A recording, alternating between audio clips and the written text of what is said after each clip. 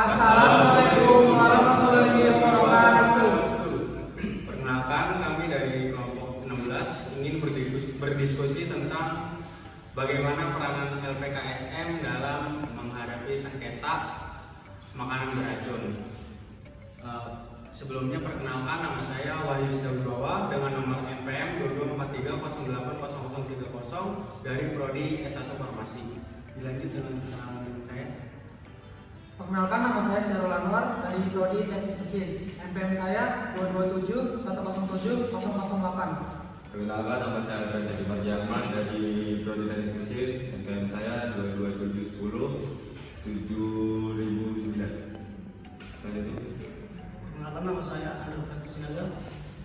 NPM saya 2236090020. Perkenalkan, nama saya Bintang Ramadan Firdaus dari Prodi Administrasi Publik. NPM saya 2236040013. Selanjutnya diskusi ini mari diawali dengan Bang Bintang. Ya, silakan.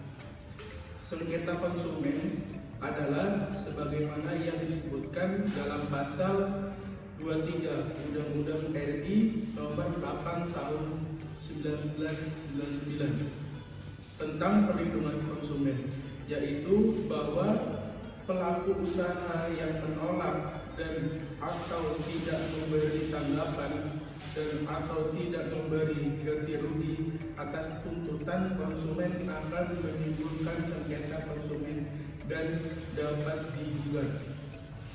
Dalam banyak kasus, konsumen lebih banyak diam dan tidak menuntut kesalahan pelaku usaha yang telah menimbulkan kerugian padanya, serta menganggapnya sebagai pengalaman buruk.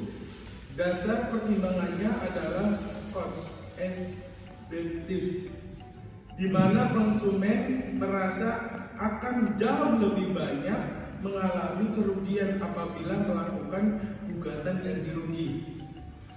Dalam kasus yang lain, konsumen dalam keadaan marah dan frustasi, tetapi tidak tahu dengan pasti apa yang akan dan harus dilakukan akhirnya. Konsumen melakukan segala kemungkinan dalam mengekspresikan kemarahannya yang kadang terlihat nekat dan cenderung merupakan langkah yang kurang tepat. Adapun elegan yang sedikit dilakukan oleh konsumen yang dirugikan oleh pelaku usaha, antara lain dengan mengungkapkan kasus yang dihadapinya pada kolom surat pembacaan di surat kabar, mengemukakan kasus yang dialami dalam ruang-ruang tertentu di media massa dan media sosial. Selanjutnya diskusi dari Bang Andre. Upaya perlindungan konsumen. Tujuan perlindungan konsumen secara global di seluruh dunia hampir sama, senada dengan resolusi PBB nomor 39 atau 248 tentang Guidelines for Customer Protection dalam pasal 3 Undang-Undang Perlindungan Konsumen yang dinyatakan tentang tujuan yang hendak dicapai dalam upaya perlindungan konsumen, yaitu agar konsumen terhindar dari hal-hal yang dapat menimbulkan merugikan dalam menggunakan barang dan atau pemanfaat jasa. Selain persamaan dasar tersebut, bagi negara maju, negara sedang berkembang dan negara miskin, perbedaan tujuan perlindungan konsumen terletak pada dua hal, yakni tingkat perlindungan level of protection dan standar kerusakan barang atau jasa, standard of damage goods and service. Perbedaan dalam hal tingkat perlindungan terhadap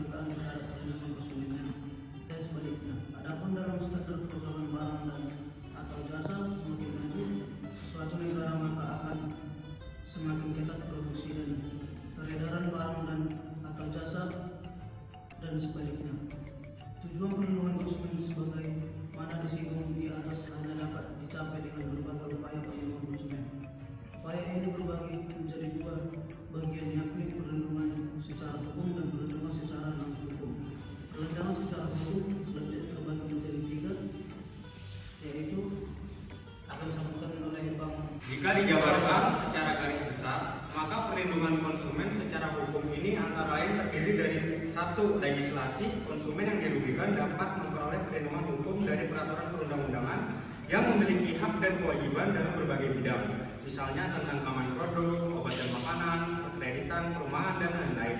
Yang kedua, litigasi merupakan upaya penyelesaian sengketa konsumen melalui pengadilan dari tingkat pertama sampai tingkat akhir di Mahkamah Agung. Sedangkan upaya non-litigasi merupakan upaya penyelesaian sengketa konsumen di luar pengadilan. Yang ketiga, pengaturan mandiri adalah upaya perlindungan konsumen yang dilakukan oleh pelaku usaha dan di dalam lembaganya dengan jalan melakukan sendiri berbagai aturan dan ketentuan yang bertujuan untuk melindungi konsumen dari mengkonsumsi barang atau penggunaan jasanya. Penyelesaian sengketa konsumen, sebagaimana telah disinggung di atas, penyelesaian sengketa konsumen dapat dilakukan melalui beberapa cara. Salah satu cara yang umum dilakukan adalah dengan menempuh jalur peradilan atau litigasi. Sebagaimana penyelesaian sengketa secara umum, maka jalur ini memerlukan waktu, tenaga, dan biaya yang relatif lebih banyak. Selanjutnya, diskusi yang akan disampaikan oleh Bang Alfian. Sebagai alternatif pilihan penyelesaian sengketa konsumen, maka pada tahun 2000 secara formal pemerintah melalui Undang-Undang Perlindungan Konsumen (UPK) telah menyediakan jalur penyelesaian sengketa konsumen di luar peradilan non litigasi. Penyelesaian sengketa di luar peradilan ini dapat membantu konsumen dalam menyelesaikan tuntutan kerugian dengan biaya yang sangat minim dengan waktu yang dapat diperhitungkan. Ada beberapa lembaga atau badan yang biasanya mampu menyelesaikan sengketa konsumen dengan jalur ini, yaitu satu, pemerintah melalui dinas atau bidang-bidang yang khusus menangani penyelesaian sengketa konsumen seperti Kementerian Perdagangan, yakni Dinas Perdagangan Provinsi, Otoritas Jasa Keuangan, dan lain-lain. Dua, lembaga perlindungan konsumen swadaya masyarakat (LPKSM) merupakan lembaga bentukan masyarakat yang khusus menangani perlindungan konsumen yang keberadaannya diakui oleh pemerintah melalui surat tanda daftar lembaga perlindungan konsumen swadaya masyarakat. Tiga, Badan Perlindungan Konsumen Nasional (BPKN) merupakan lembaga bentukan pemerintah yang anggotanya terdiri dari unsur pemerintah, unsur masyarakat, LPKSM, unsur pelaku usaha, unsur akademisi, dan unsur profesional atau ahli dan berdomisili di Ibu Kota Negara Republik Indonesia. Keempat, Badan Penyelesaian Sengketa Konsumen (BPSK) merupakan lembaga bentukan pemerintah yang anggotanya terdiri dari unsur pemerintah, unsur masyarakat, unsur pelaku usaha, dan berdomisili di tiap-tiap kabupaten atau kota di seluruh provinsi di Indonesia. Oke, materi selanjutnya akan dilanjutkan teman saya. Menurut data dari Dinas Perdagangan NTB, tercatat ada beberapa lembaga yang memiliki concern dan kompetensi dalam menangani perlindungan konsumen, yaitu satu, Dinas Perdagangan NTB (CEKI) bidang standarisasi dan perlindungan konsumen. Dua, Lembaga Perlindungan Konsumen Swadaya Masyarakat (LPKSM) yang terdiri dari LPK Nusa Tenggara Barat, LPKSM Lombok Barat, LPKSM Sangkareak Mataram, LPK Badari Lombok Timur, dan LPKSM Mataram. Tiga, Badan Penyelesaian Sengketa Konsumen BPSK yang terdiri BPSK Kota Mataram, BPSK Kabupaten Sumbawa, dan BPSK Kabupaten Lombok Utara. Meskipun sudah terbentuk dan sempat berjalan satu periode, namun saat ini belum ada catatan pengurusnya. Keberadaan lembaga-lembaga perlindungan konsumen tersebut sejauh ini dirasakan telah memberi manfaat yang sangat besar kepada masyarakat atau konsumen di Provinsi NTB. Meskipun secara ideal, baik LPKSM maupun BPSK seharusnya ada dan terbentuk di setiap kabupaten atau kota, sebagaimana yang diamanatkan dalam UPK.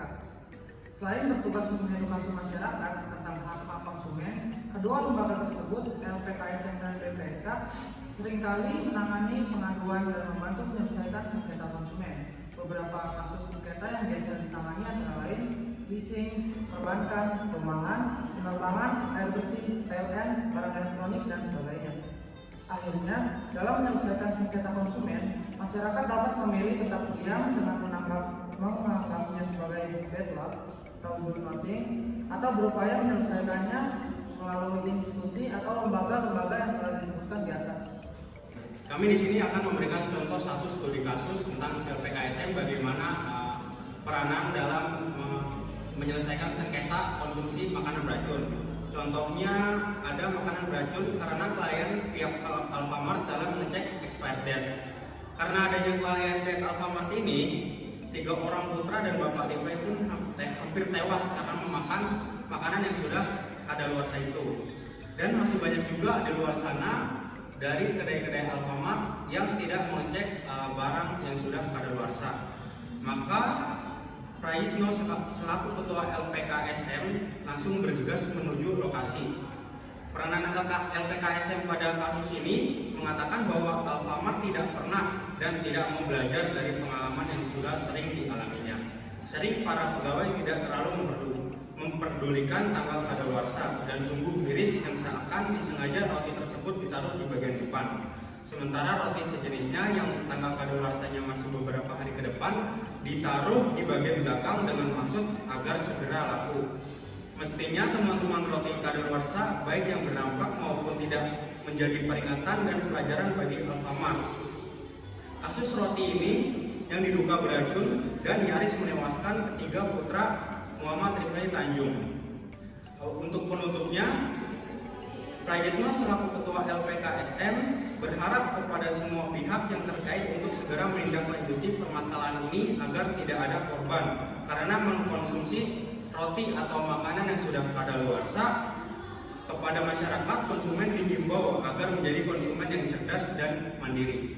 Mungkin cukup sampai di sini saja diskusi dari kelompok kami tentang peranan LPKSM dalam menghadapi tuntutan kasus makanan beracun. Sekian dari kelompok kami. Jika ada salah kata mohon dimaafkan.